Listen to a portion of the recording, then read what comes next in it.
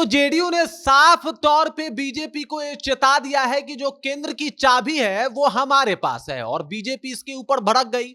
बोली कि भाई देखिए, इस तरीके से हमसे बात मत कीजिए वरना हम भी आपको सबक सिखा देंगे। अब आरजेडी दावा करने लगी है कि जल्दी ही बीजेपी जो है वो नीतीश कुमार को साइडलाइन करने वाली है। अब किस तरीके से साइडलाइन करने वाली है, क्यों भाई साइडलाइन करने वाली है, और आखिरकार ये जो दावा किया जाता है कि हम लोग का जो गठजोड़ है बहुत मजबूत गठजोड़ है, वो इतना कमजोर और फुसकी कैसे साबित हो रहा है, ये सब कुछ मैं आपको समझाने वाला हूं। लेकिन उससे पहले मेरा परिचय जान लीजिए। मेरा नाम है रजत और आप जनता जंक्शन देख रहे हैं। यूं तो ये दावा किया जाता है कि भाई हम बड़े भाई छोटे भाई की भूमिका में बिहार में काम कर रहे हैं। बीजेपी और जेडीयू दोनों के जो बड़े नेता हैं इस बात का जिक्र करते हैं, लेकिन नतीजा जो है वो कुछ और ही देखने को मिलता है। नतीजा ये देखने को मिलता है कि बड़े भाई और छोटे भाई की बात तो हटा दीजिए, ये लोग गठबंधन धर्म तक का लिहाज भूल जाते हैं। और जिस तरीके का बयान सामने आने लगता है, इससे तो यही प्रतीत होता है कि भाई बीजेपी और जेडीयू के गठबंधन में सब कुछ ठीक नहीं है।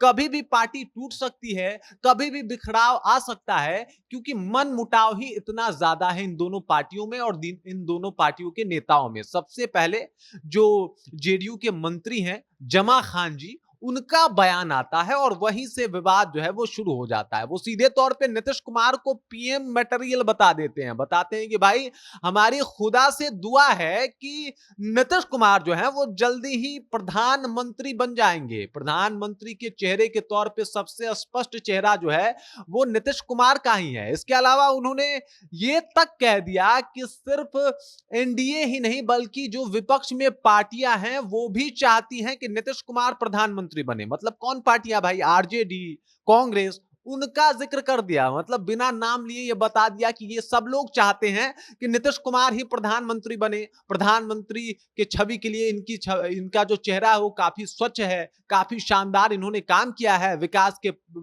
की धारा बहा दी है इन्होंने बिहार में, विकास पुरुष के नाम से जाने जाते हैं ये।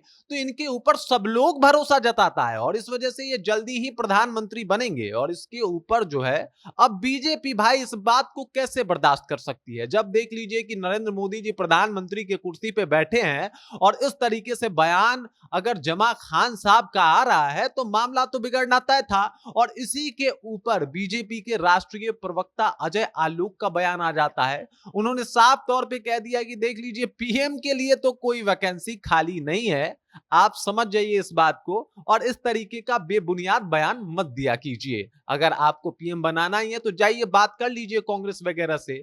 अब सीधे तौर पे ये टरकाने वाला बात हो गया कि जाइए आप बात कर लीजिए कांग्रेस और बाकी पार्टियों से, क्योंकि हम तो पीएम बनाने से रहे। मतलब मामला एक बार फिर से तनातनी वाला है। और यहां पे जहां बड़े नेता जो हैं, बड़े मंत्री लोग हैं, मुख्यमंत्री खुद नीतीश कुमार हैं, वो इस बात का जिक्र करते हैं कि मोदी जी बहुत अच्छा काम कर रहे हैं। मोदी जी इस बात का जिक्र करते हैं कि वो नीतीश कुमार के साथ बिहार में बेहतर बिहार को बनाने का सपना जो है वो साकार करेंगे। सम्राट चौधरी कहते हैं कि हम इनके नेतृत्व में चुनाव लड़ेंगे। लेकिन वहीं पे जब जमा खान का बयान आता है कि ये प्रधानमंत्री मटेरियल है, इनका चेहरा जो है वो प्रधानमंत्री के लिए बना है, तब बिहार में बवाल होना बिल्कुल सुनिश्चित है। क्योंकि कोई भी इस तरीके से जो बीजेपी वाला है वो नहीं चाहेगा कि प्रधानमंत्री के तौर पे नीतीश कुमार को देखा जाए। उन्होंने बोला कि भाई वो कुर्सी तो रिजर्व है, उसकी वैकेंसी तो खाली नहीं है, लेकिन फिर भी अगर आपको प्रधानमंत्री बनना है तो जाइए दूसरे पार्टियों से बात कर लीजिए। मतलब सीधे तौर पे ये बाहर का रास्ता दिखाने वाला बात हो गया। और इसी वजह से ऐसा लगता है कि कभी ना कभी हो सकता है बिहार विधानसभा चुनाव से पहले ही गठबंधन टूट जाए। और अगर टूट भी जाएगा तो समझ जाइए कि बड़ी मुश्किल में चली जाएगी जेडीयू। साथ ही साथ बीजेपी को भी काफी समस्या हो सकती है, क्योंकि 12 सांसदों के साथ जो है वो अच्छा खासा एक तरीके से सपोर्ट और पकड़ बनाई हुई है आपकी जेडीयू केंद्र में। और इसी वजह से इस बात का जिक्र भी कर देते हैं कि केंद्र की चाबी है वो तो जेडीयू के पास ही है, 12 सांसद तो हमारे ही पास हैं। तो इस वजह से हम जैसे चाहे वैसे चाबी घुमाएंगे।